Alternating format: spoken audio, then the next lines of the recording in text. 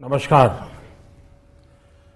वर्ष 2021 का बजट असाधारण परिस्थितियों के बीच पेश किया गया है। इसमें यथार्थ का एहसास भी और विकास का विश्वास भी है। कोरोना ने दुनिया में जो प्रभाव पैदा किया, उसने पूरी मानव जाति को हिलाकर रख दिया है। इन परिस्थितियों के बीच आज का बजट भारत के आत्मविश्वास को उजागर करने वाला है और साथ ही दुनिया में एक नया आत्मविश्वास भरने वाला है। आज के बजट में आत्मनिर्भरता का विजन भी है और हर नागरिक, हर वर्ग का समावेश भी है। हम इस बजट में जिन सिद्धांतों को लेकर चले हैं वो हैं ग्रोथ के लिए नए अवसरों, नई संभावनाओं का विस्तार करना, युवाओं के लिए नए अवसरों का निर्माण करना, मानव संसाधन को एक नया आयाम देना, इंफ्रास्ट्रक्चर निर्माण के लिए नए नए क्षेत्रों को विकसित करना, आधुनिकता की तरफ आगे बढ़ना, नए सुधार लाना। साथियों, नियमों और प्रक्रियाओं को सरल बनाकर आम लोगों के जीवन में ईज ऑफ लिविंग को बढ़ाने पर इस बजट में जोर दिया गया है। ये बजट इंडिविजुअल्स, इन्वेस्टर्स, इंडस्ट्री और साथ ही इंफ्रास्ट्रक्चर सेक्टर में बहुत सकारात्मक बदलाव लाएगा। मैं इसके लिए देश की वित्त मंत्री निर्मला जी को और उनके साथी मंत्री अनुराग जी और उनकी टीम को बहुत बहुत बधाई देता हूं। साथियों, ऐसे बजट देखने को कम ही मिलते हैं जिसमें शुरू के 1-2 घंटों में ही इतने सकारात्मक रिस्पांस आए। कोरोना के चलते कई एक्सपर्ट्स ये मानकर चल रहे थे सरकार आम नागरिकों पर बोझ बढ़ाएगी, लेकिन फिस्कल सस्टेनेबिलिटी के प्रति अपने दायित्वों को ध्यान में रखते हुए सरकार ने बजट साइज बढ़ाने पर जोर दिया। हमारी सरकार ने निरंतर प्रयास किया है कि बजट ट्रांसपेरेंट होना चाहिए। मुझे खुशी है कि आज अनेक विद्वानों ने इस बजट की ट्रांसपेरेंसी की सराहना की है।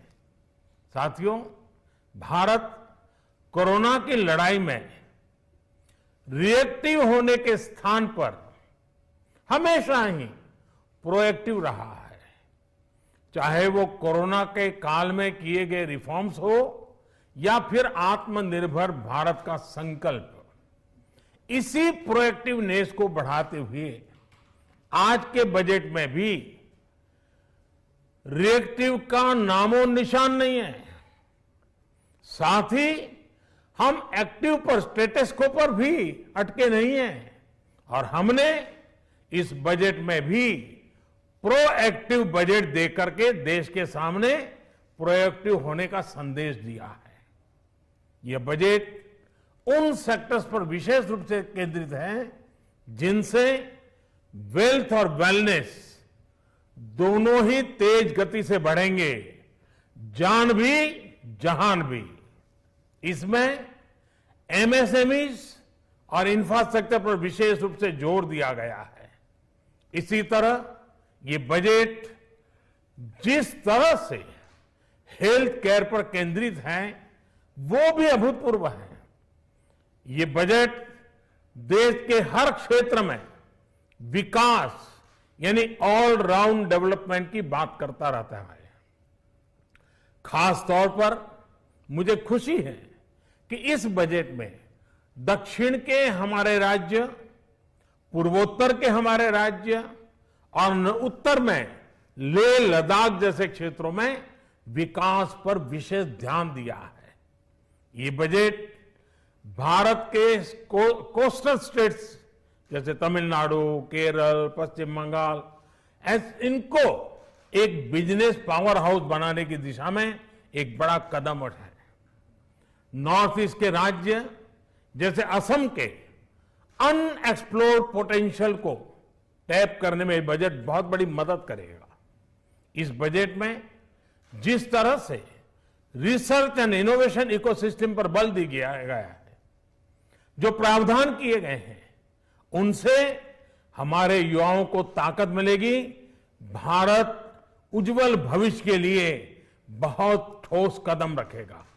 साथियों, देश के सामान्य मानवी का, महिलाओं का जीवन आसान बनाने के लिए उनके स्वास्थ्य, स्वच्छता, पोषण, शुद्ध जल और अवसरों की समानता, इस पर इस बजट में विशेष बल दिया गया है। बजट में इंफ्रास्ट्रक्चर पर खर्च में अभूतपूर्व वृद्धि के साथ साथ कई व्यवस्थागत सुधार किए गए हैं, जिसका बहुत बड़ा फायदा देश में ग्रोथ और जॉब क्रिएशन, रोजगार के लिए बहुत लाभ होगा। देश में एग्रीकल्चर सेक्टर को मजबूती देने के लिए, किसानों की आय बढ़ाने के लिए इस पर बजट में बहुत जोर दिया गया है। कई प्रावधान किए गए हैं। एग्रीकल्चर सेक्टर में किसानों को और आसानी से और ज्यादा ऋण मिल सकेगा। देश की मंडियों को यानी एपीएमसी को और मजबूत करने के लिए, सशक्त करने के लिए एग्रीकल्चर इंफ्रास्ट्रक्चर फंड से मदद का प्रावधान किया गया है। ये सब निर्णय ये दिखाते हैं कि इस बजट के दिल में गांव है, हमारे किसान है। एमएसएमई सेक्टर को गति देने के लिए, रोजगार के अवसर बढ़ाने के लिए इस बार एमएसएमई सेक्टर का बजट भी पिछले साल की तुलना में 2 गुना से ज्यादा कर दिया गया है। साथियों, ये बजट आत्मनिर्भरता के उस रास्ते को लेकर आगे बढ़ा है जिसमें देश के हर नागरिक की प्रगति शामिल है। ये बजट इस दशक की शुरुआत की एक मजबूत नींव रखने वाला बजट है। सभी देशवासियों को आत्मनिर्भर भारत के इस महत्वपूर्ण बजट के लिए मैं बहुत बहुत शुभकामनाएं देता हूं। फिर से एक बार वित्त मंत्री जी और उनकी टीम को बहुत बहुत अभिनंदन करता हूं, धन्यवाद करता हूं।